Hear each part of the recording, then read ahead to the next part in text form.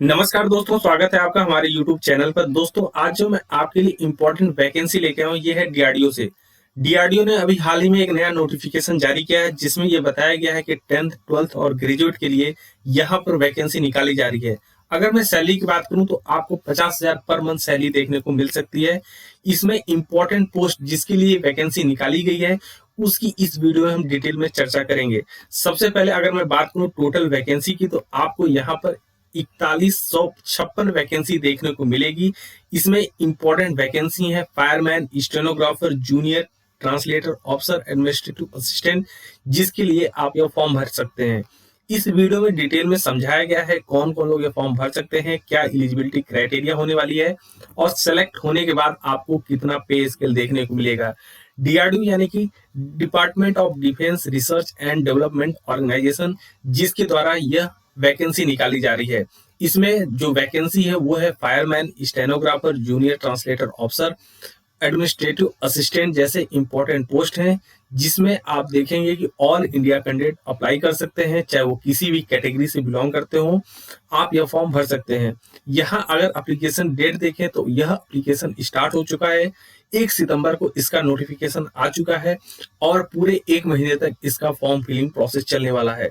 इसके लिए आपको डीआरडीओ के ऑफिशियल वेबसाइट पर जाकर के फॉर्म भरना पड़ेगा। यहाँ जो एप्लीकेशन फीस रखी गई है जनरल के लिए वो 100 रुपया रखी गई है। वहीं SC ST को किसी तरह का कोई चार्ज नहीं देना है। महिलाओं को भी चार्ज से एग्जेम्प्टेड रखा गया है।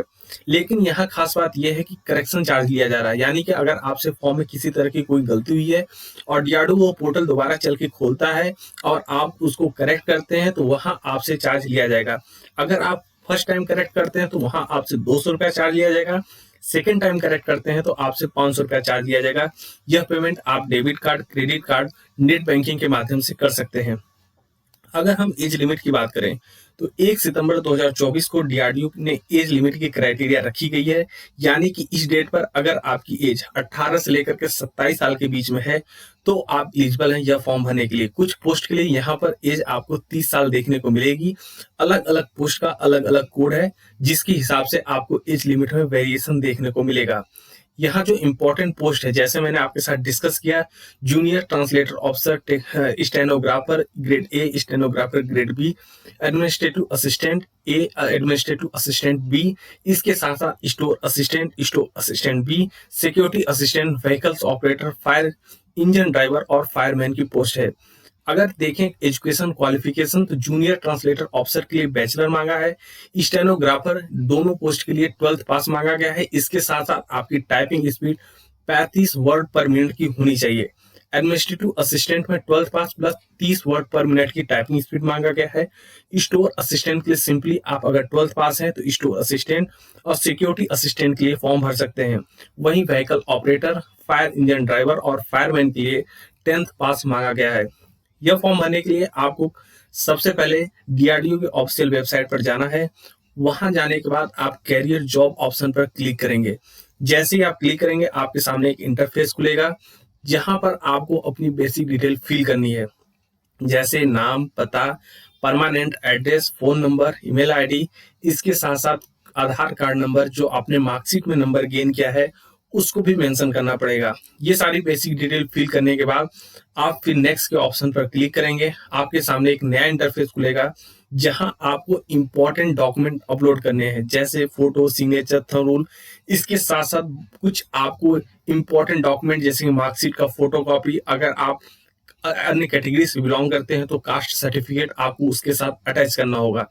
फिर आपके सामने थर्ड स्टेप पे आता है पेमेंट का ऑप्शन। आपको पेमेंट करना है।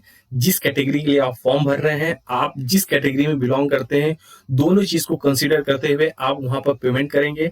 और पेमेंट के ऑप्शन को काफी अच्छे से आपको केयरफुली चूज करना है, क्योंकि यहाँ पर 2 कैटेगरी में पेमेंट होगा। पहला, किस कैटेगरी किस पोस्ट के लिए आप फॉर्म भर रहे हैं, और दूसरा आप स्वयं किस कैटेगरी से बिलोंग करते हैं। दोनों चीज को ध्यान में रखते हुए आप सही ऑप्शन को चूज करेंगे, पेमेंट करेंगे, फाइनल सबमिट होगा। आपके सामने एक प्रिंट आउट निकलेगा जिसको आप चेक कर सकते हैं, क्योंकि अगर आपने कोई गड़बड़ की, आपसे कोई उसमें छूट गया तो उसके लिए आपको दोबारा सा फॉर्म में करेक्शन चार्ज के लिए फिर से अप्लाई करना पड़ सकता है। दोस्तों, अगर आपको हमारी ये वीडियो पसंद आ रही है तो हमारे चैनल को सब्सक्राइब करें, अपने दोस्तों के साथ शेयर करें। धन्यवाद।